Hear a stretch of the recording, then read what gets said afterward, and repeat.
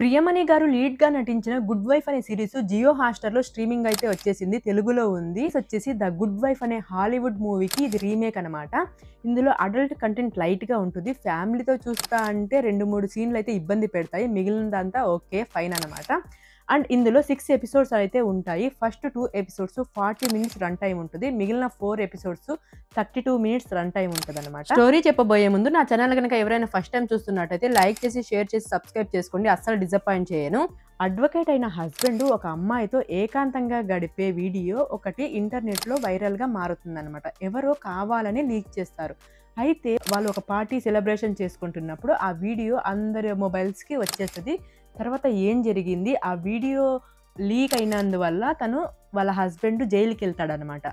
So, జైలుకి వెళ్ళిన తర్వాత అసలు ఏం జరిగింది? ఎవరు లీక్ చేశారు? ఎందుకు లీక్ చేశారు? ఇంతకీ హీరోయిన్ వాళ్ళ హస్బెండ్‌ని కాపాడుకోవడానికి ఏం చేసింది? అది నిజమో కాదో తెలుసుకోవడానికి ఫ్రెండ్ హెల్ప్‌తో అడ్వకేట్‌గా కూడా మారుతుందనమాట. మారిన తర్వాత తను ఏం చేసింది? ఎలా నిజాలనేది బయటకు తీసింది? అనేది remaining part of the story. Okay. ఈ సీరీస్ ఎలా ఉంది అని అడిగితే, నాకైతే సీరీసు పెద్దగా నచ్చలేదు. నాకైతే 'గుడ్ వైఫ్' అంత గుడ్ ఏం కాదు అనిపిచ్చింది.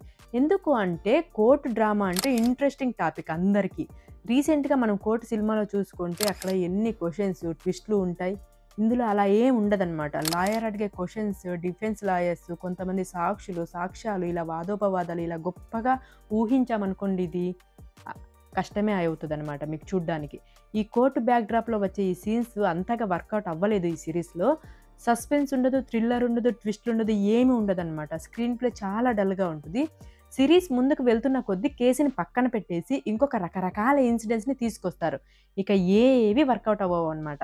ఇవన్నీ అవసరం లేనివి ఇంకా డ్రాగ్ సోది అంతా. ఇదే కాకుండా ఇక్కడ ఫెర్టిలిటీ సెంటర్స్‌లో జరిగే అక్రమాలు, మధ్యలో పాలిటిక్స్‌లో జరిగే డ్రగ్స్ రకరకాలుగుంటదనమాట.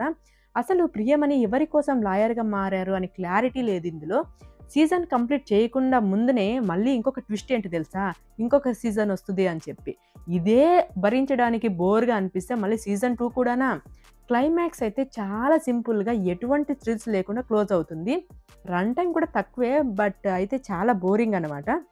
ప్రియమణి గారి యాక్టింగ్ అయితే చాలా బావుంటది ఇందులో. కథ మొత్తం ఆమె చుట్టూనే తిరుగుతూ ఉంటదన్నమాట. ఇంకా రిమైనింగ్ క్యారెక్టర్స్ ఆర్ ఓకే డీసెంట్‌గా ఉంటారు.